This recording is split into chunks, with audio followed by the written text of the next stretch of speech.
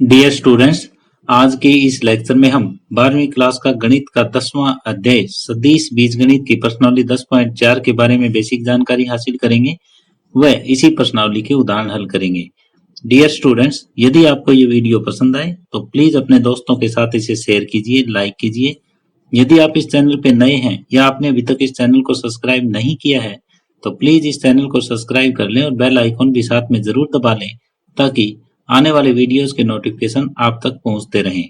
अब आज के लेक्चर की हम शुरुआत दो सदिशों के सदिश गुणनफल से कर रहे हैं, यानी वेक्टर और cross product of two vectors. सबसे पहले वेक्टर या क्रॉस प्रोडक्ट की हम डेफिनेशन देखेंगे, उसके बाद जिस तरह से दो सदिश हमें दिए हुए हैं तो उनका सदिश गुणनफल हम किस तरीके से करेंगे ये, और साथ में कुछ प्रॉपर्टीज हैं, कुछ रिजल्ट्स हैं, वो भी हम यहाँ पे सीखने वाले हैं। तो सबसे पहले दो सदिशों का सदिश गुणनफल, इसकी परिभाषा। जैसे हमारे पास कोई दो सदिश जो नॉन जीरो है, ए और बी है, ए और बी दो सदिश हैं और उनके बीच का कोण है वो थीटा है। तो इनकी cross product A cross B से निर्दिष्ट की जाती है। हम यहाँ ये मान लेते हैं कि माना कोई दो शून्येतर सदिश, कौन से ए तथा बी का सदिश गुणनफल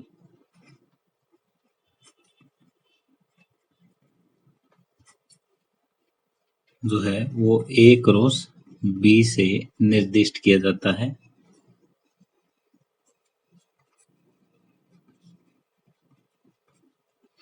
और जो ये ए क्रॉस बी है ये होता है ए का मैग्नीट्यूड इंटू बी का magnitude sign theta n cap, इसके बराबर। मान लेते हैं कि कोई दो शून्येतर सदिश ए और बी है और इनका गुणनफल जो है वो ए क्रॉस बी से निर्दिष्ट किया जाता है। और ए क्रॉस बी किस तरीके से डिफाइन किया जाता है, ए का परिमाण गुणा बी का परिमाण साइन थीटा n कैप, और ये n कैप है ये ए और बी दोनों के लंबवत होता है, थीटा इनके बीच का कोण है। तो यहाँ पे थीटा है वो ए तथा बी के बीच का कोण है। और दूसरा n कैप है वो एक मात्रक सदिश है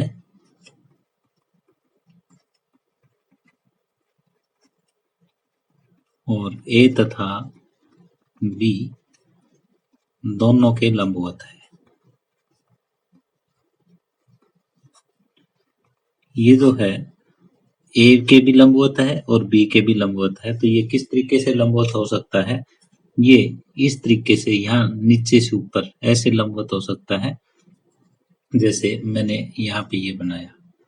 तो ये ए है, ये बी है और ये इनके ऊपर लंब है। जैसे ये ए है, ये बी है, ये इनके ऊपर लंब है।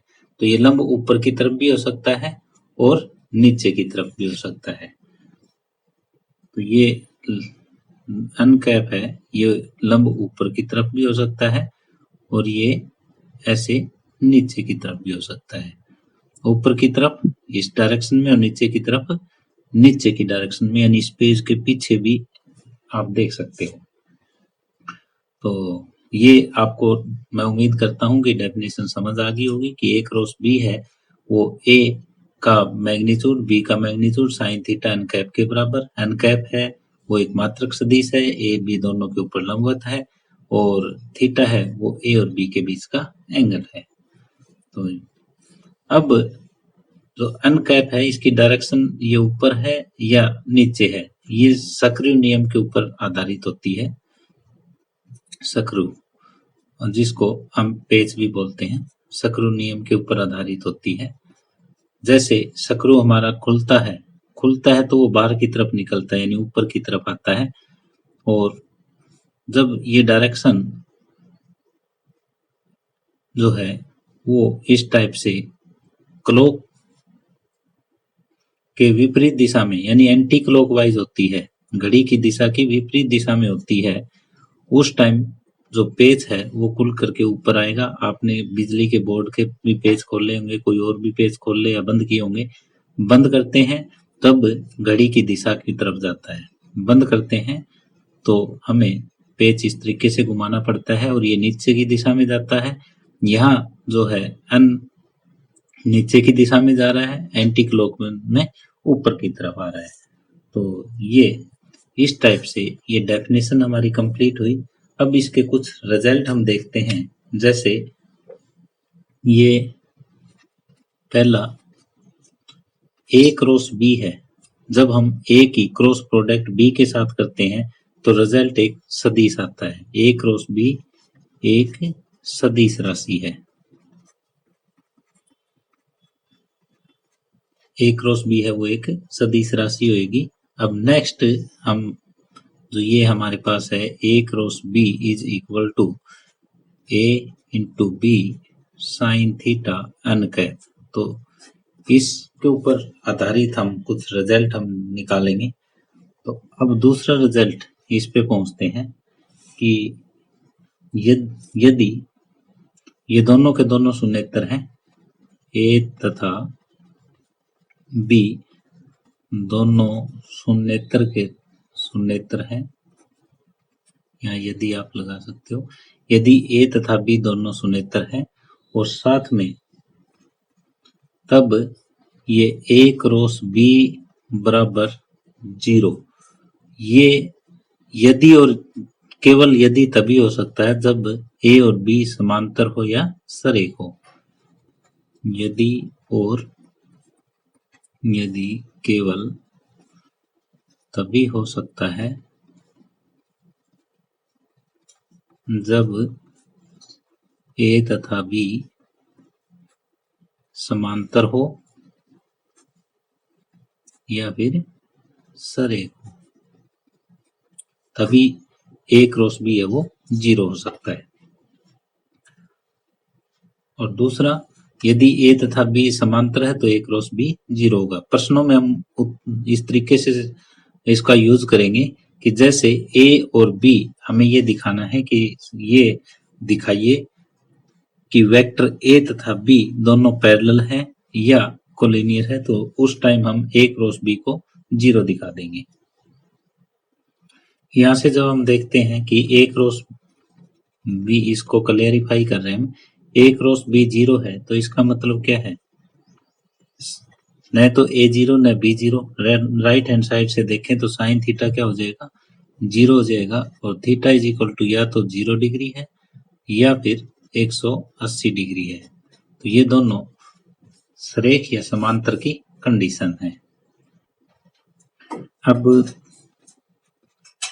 अगले रिजल्ट पे हम चलते हैं कि यदि थीटा के बराबर पाई बटे 2 है, तो यहाँ थीटा के बराबर पाई बटे 2 हम रखते हैं, तो ये हो जाएगा A क्रॉस B के बराबर A B sine pi by 2 और n कैप, और n जो है n कैप एक यूनिट वेक्टर है जिसका मान जो है यदि हम मोड करेंगे तो वो 1 हो जाएगा।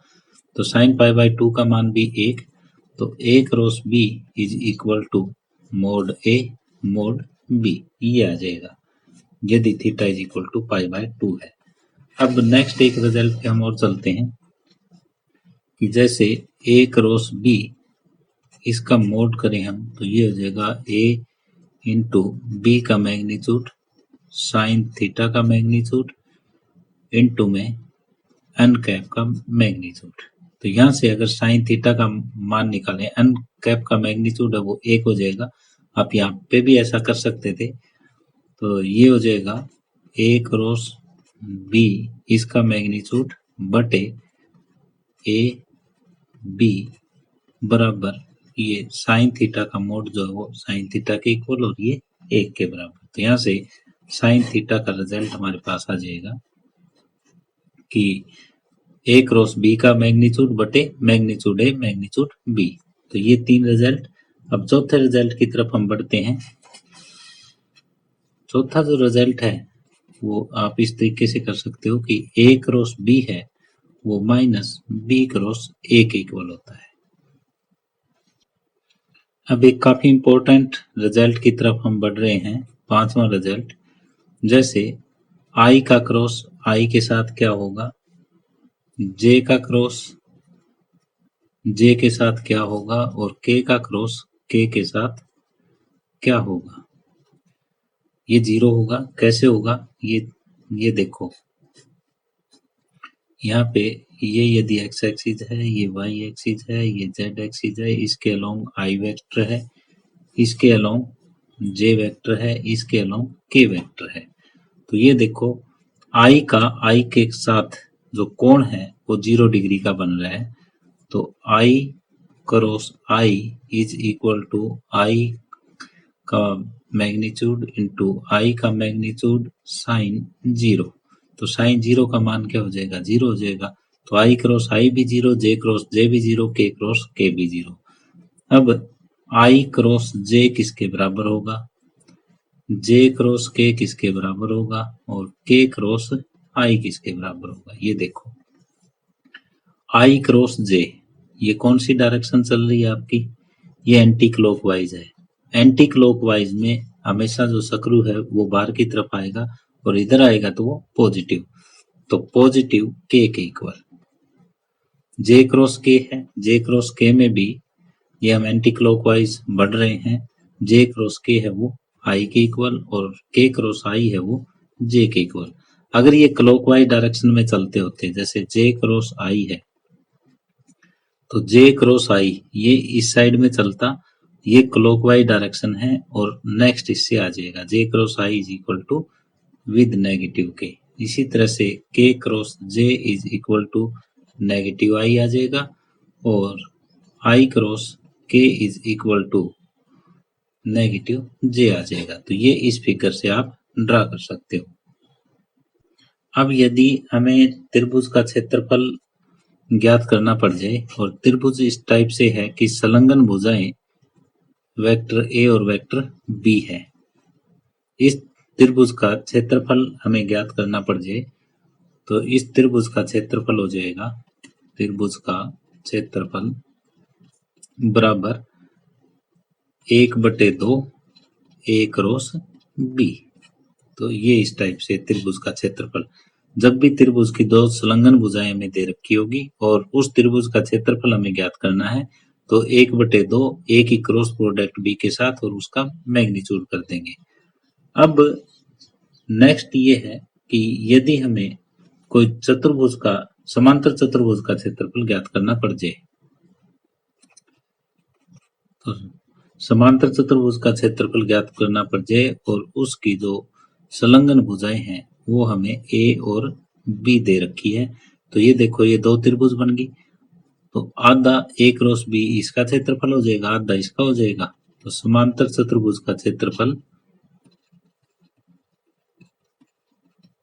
ये हो जाएगा ए क्रॉस बी।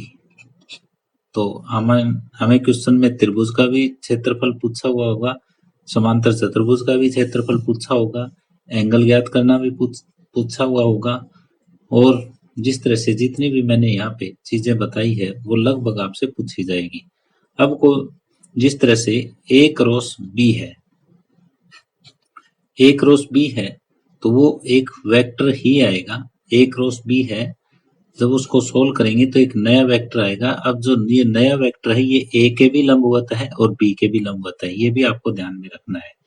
यदि कोई आपसे ये पूछे कि एक ऐसा सदिश ज्ञात कीजिए जो ए और बी दोनों के लंबवत है, तो आप दोनों की क्रॉस प्रोडक्ट कर दो और जो रिजल्ट आएगा वो ए और बी दोनों के लंबवत होगा।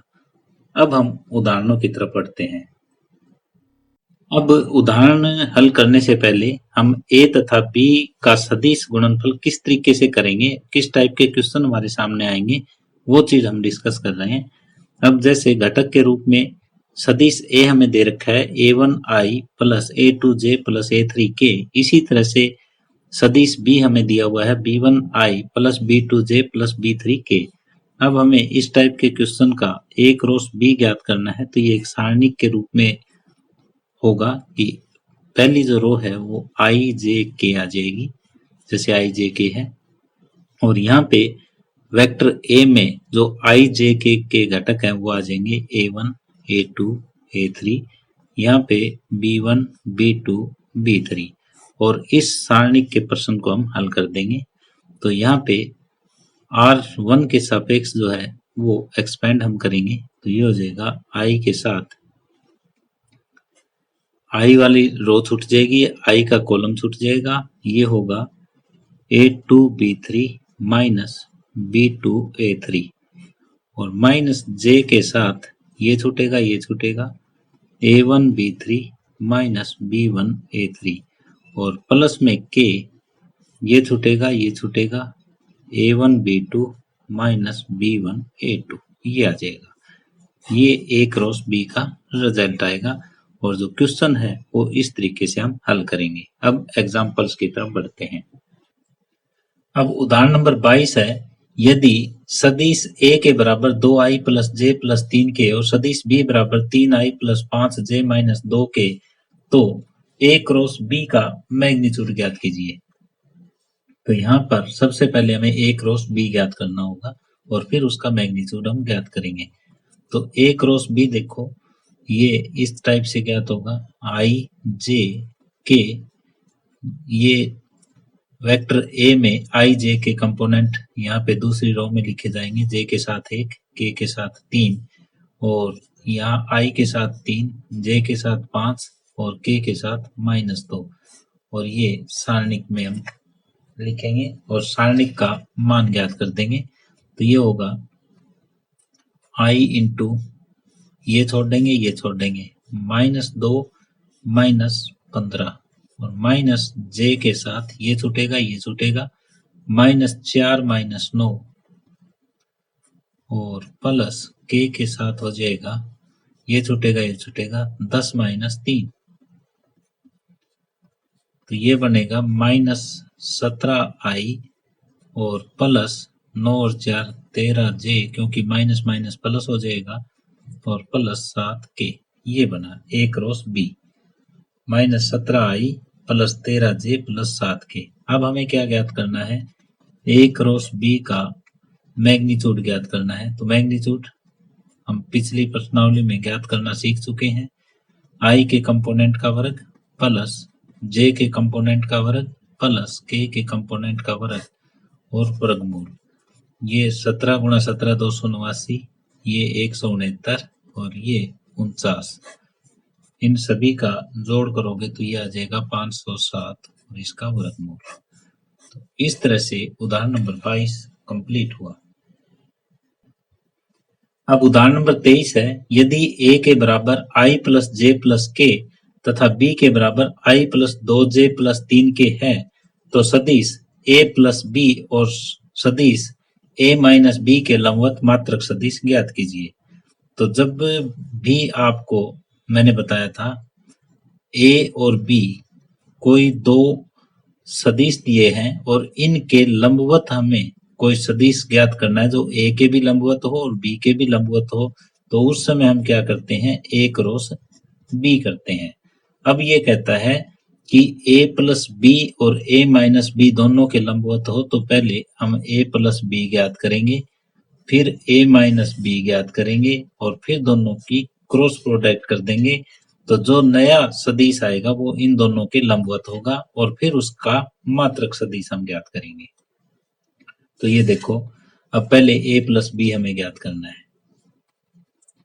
A प्लस B इन दोनों को जोड़ देंगे तो I प्लस I 2I हो जाएगा, और प्लस में J प्लस 2J 3J हो जाएगा, और प्लस में 4K। अब A माइनस B हमें ज्ञात करना है। I में से I जाएगा 0I, और J में से 2J जाएगा -2J, और K में से 3K जाएगा। J में से 2J जाएगा तो माइनस का 1J बचेगा, और K में से 3K जाएगा तो -2K बचेगा। अब हमें क्या ज्ञात करना है, A plus B cross A minus B, ये ज्ञात करना है।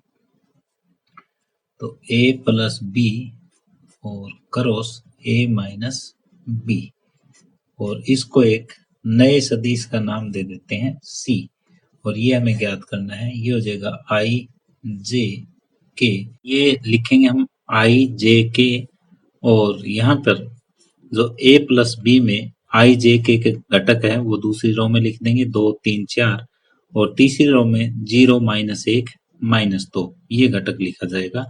अब हमें इस सारणी को हल करना है, तो ये वेक्टर C आ जाएगा। I के साथ ये 3 और -2 की गुणा -6 प्लस में 4, और -j के साथ आ जाएगा, ये छोड़ देंगे ये छोड़ देंगे, -4 -0, और प्लस k के साथ आ जाएगा -2 -0।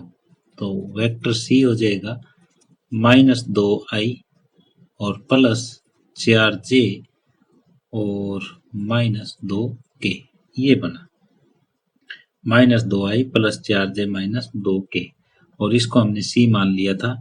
अब ये C जो है वो A प्लस B और A माइनस B दोनों के लंबवत है, तो वेक्टर C जो है वो A प्लस B तथा A माइनस B दोनों के लंबवत हैं। ये दोनों के लंबवत तो है, लेकिन हमें मात्रक सदिश ज्ञात करना है, तो C का मात्रक सदिश हमें यहाँ पे ज्ञात करना होगा। तो C का मात्रक सदिश ये होता है C बटे C का मैग्नीट्यूड। तो C का पहले मैग्नीट्यूड हम ज्ञात कर लेते हैं। ये -2 का वर्ग प्लस में 4 का वर्ग प्लस में -2 का वर्ग, और ये वर्गमूल, ये 4 प्लस 16 प्लस 4 ये आ जाएगा, और इसको हम लिख सकते हैं वर्गमूल 24, और वर्गमूल 24 को 4 गुणा में 6, 4 का वर्गमूल 2, तो 2 वर्गमूल 6 लिखा जा सकता है। तो अभिष्ट सदिश है वो इस तरीके से ज्ञात होगा कि C बटे C का मैग्नीट्यूड। अब C हमारे पास है वो -2i प्लस 4j -2k है, तो ये हो जाएगा 1 बटे 2 वर्गमूल 6 -2i प्लस 4j -2k।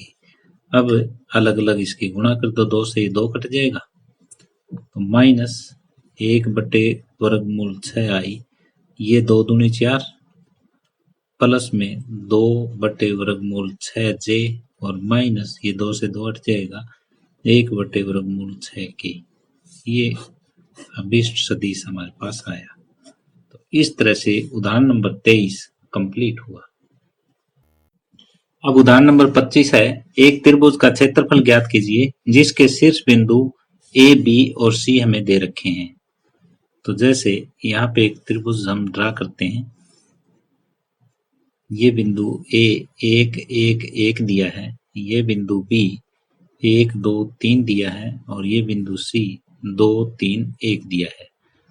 तो अब दो हमें जो आसन भुजाएं हैं वो चाहिए, एक तो AB चाहिए और एक BC चाहिए।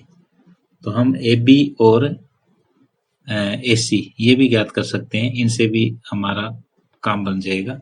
AB और AC दो भुजाएं हम ले लेते हैं। तो हमें एक तो AB चाहिए और दूसरा AC, दो भुजाएं चाहिए। और जब ये दो भुजाएं आ जाएगी तो जो क्षेत्रफल है वो क्या हो जाएगा, 1/2 AB गुणा AC।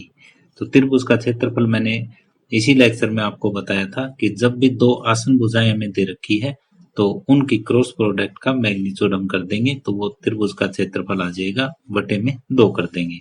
तो पहले AB हम ज्ञात करेंगे। AB होता है OB माइनस OA। तो ये OA OB OC ये वेक्टर फॉर्म में हम लिख लेंगे। फिर AB आ जाएगा हमारे पास, इसमें से ये घटाएंगे तो 0i plus j plus 2k। और AC हम ज्ञात करें तो OC माइनस OA, तो 2 में से 1 जाएगा, 1 i plus 2j plus 0k, ये आ जाएगा। अब हमें क्या करना है, AB क्रॉस AC ज्ञात करना है। तो ए बी क्रॉस ए सी ये ज्ञात करेंगे, ये आई जे के, तो यहाँ पे 0 1 2 और यहाँ पे 1 2 0 1 2 0 और ये सारणिक का मान हम ज्ञात करेंगे। तो सारणिक का मान हम ज्ञात करेंगे तो ये आ जाएगा आई के साथ 0 -4 और माइनस जे के साथ ये छोड़ दो 0 -2 और प्लस में के साथ आ जाएगा 0 -1, तो ये -4i प्लस में 2j -k ये आया ए बी क्रॉस ए सी। अब हमें क्या चाहिए, ए बी क्रॉस ए सी का मैग्नीट्यूड चाहिए। अब ए बी क्रॉस ए सी का हम मैग्नीट्यूड ज्ञात करेंगे, तो ये -4 का वर्ग प्लस में 2 का वर्ग और प्लस में -1 का वर्ग और वो इसका वर्गमूल, तो 16 + 4 + 1 और ये हो जाएगा वर्गमूल 21। अब क्षेत्रफल क्या है, 1/2 ए बी क्रॉस ए सी का मैग्नीट्यूड, तो अभीष्ट क्षेत्रफल होगा, अभीष्ट क्षेत्रफल 1/2 और ये मान रख देंगे हम यहाँ पे, तो वर्गमूल 21 वर्ग इकाई ये है। तो यहाँ पे कोई ये दोनों भुजाएं भी ज्ञात की जा सकती थी, बी ए और बी सी हम ज्ञात कर सकते थे, फिर भी सवाल सही आ जाता। सी बी और सी ए ज्ञात कर लेते तो भी क्वेश्चन जो है वो सही होता। तो इस तरह से उदाहरण नंबर 25 कंप्लीट हुआ। ये उदाहरण नंबर 24 था, 25 नहीं है, उदाहरण नंबर 24 कंप्लीट हुआ। अब उदाहरण नंबर 25 की तरफ हम बढ़ते हैं। उदाहरण नंबर 25 है, और समांतर चतुर्भुज का क्षेत्रफल ज्ञात कीजिए जिसकी संलग्न भुजाएं ए और बी दे रखी है।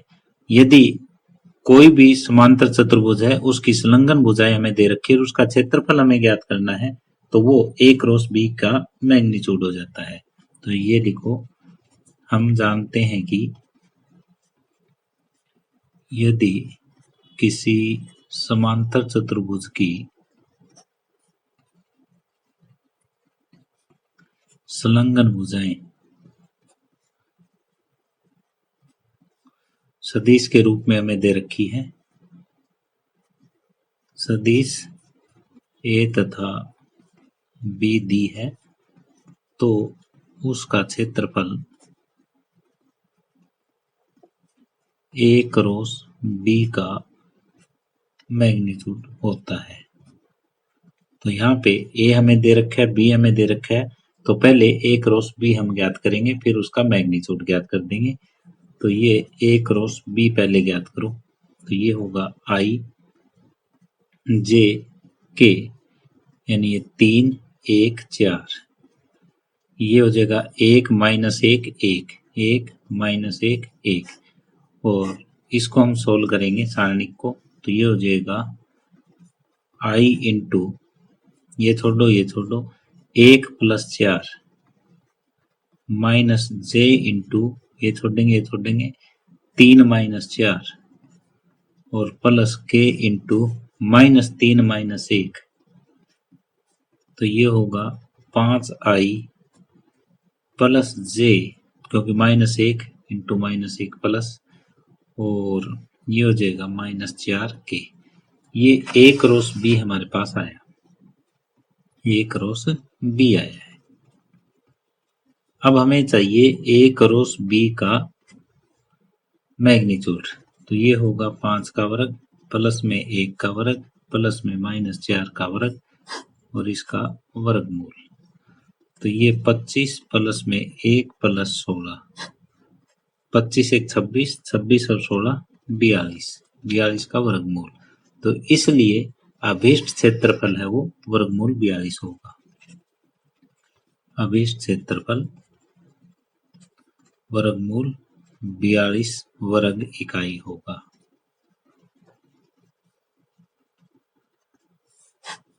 इस तरह से उदाहरण नंबर 25 कंप्लीट हुआ। डियर स्टूडेंट्स, इसी के साथ ही आज का ये लेक्चर हम यहीं समाप्त कर रहे हैं। यदि आपको ये वीडियो पसंद आई हो तो अपने दोस्तों के साथ इसे शेयर कीजिए, लाइक कीजिए। यदि आप इस चैनल पे नए हैं या आपने अभी तक इस चैनल को सब्सक्राइब नहीं किया है तो प्लीज इस चैनल को सब्सक्राइब कर लें और बेल आइकॉन भी साथ में दबा दें ताकि आने वाले वीडियोस के नोटिफिकेशन आप तक पहुंचते रहें। धन्यवाद।